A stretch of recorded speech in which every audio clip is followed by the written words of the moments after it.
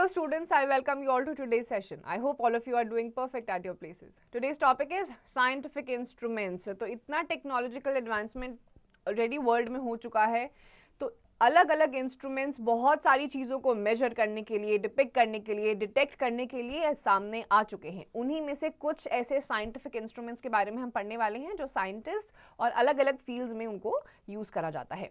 So why do we need to use these scientific instruments? यही हम पढ़ने वाले हैं. ये आपके स्टार्टिंग में ही आपको 9 साइंटिफिक इंस्ट्रूमेंट दे दिए हैं. नाउ लेट्स सी कि कौन सा इंस्ट्रूमेंट किस चीज के लिए यूज करा जाता है. सो नंबर 1 पे आपका है टू मेजर द प्योरिटी और रिचनेस ऑफ मिल्क. नीचे आपको जितने भी ऑप्शंस दे रखे हैं, तो मिल्क की रिचनेस का अगर आपको क्वालिटी चेक करना है तो आपका जो नंबर 9 पे है लैक्टोस्कोप इंस्ट्रूमेंट यूज करा जाता है. लैक्टो जो है वो आपका मिल्क को ही डिपिक्ट करता है. लैक्टिक एसिड आपका होता है मिल्क में, जिसकी वजह से इस इंस्ट्रूमेंट का नाम भी है lactoscope, to check the quality of the milk.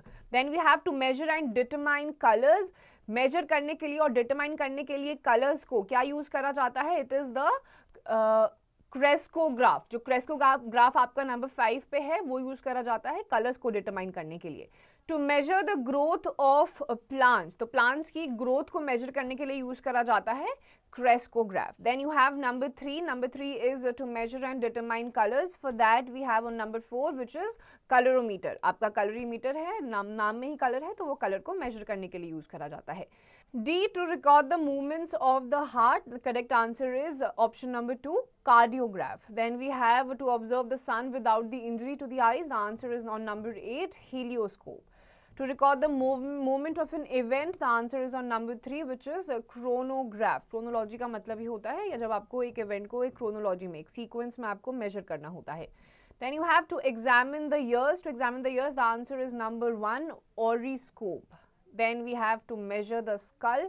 To measure the skull, we use a carniometer. And lastly, to copy drawings, we use ideograph. तो ये ideograph है, ये आपका drawings या maps, इन सब चीज़ों को copy करने के लिए यूज करा जाता है. So students, with this we come to the end of this chapter. Also आपने इसमें अलग अलग साइंटिफिक इंस्ट्रूमेंट्स जो टेक्नोलॉजिकल एडवांसमेंट्स के साथ हमारे सामने आए हैं, जो अलग अलग फील्ड्स में, आपके ड्राइंग के फील्ड्स में, अलग अलग चीज़ों की मैप ड्राइंग के फील्ड में, आपकी डॉक्टर्स की फील्ड में, अलग अलग फील्ड्स में आपके ये सारी चीज़ें यूज़ करी जाती हैं साइंटिफिक इंस्ट्रूमेंट्स चीज़ों को रिकॉर्ड करने के लिए.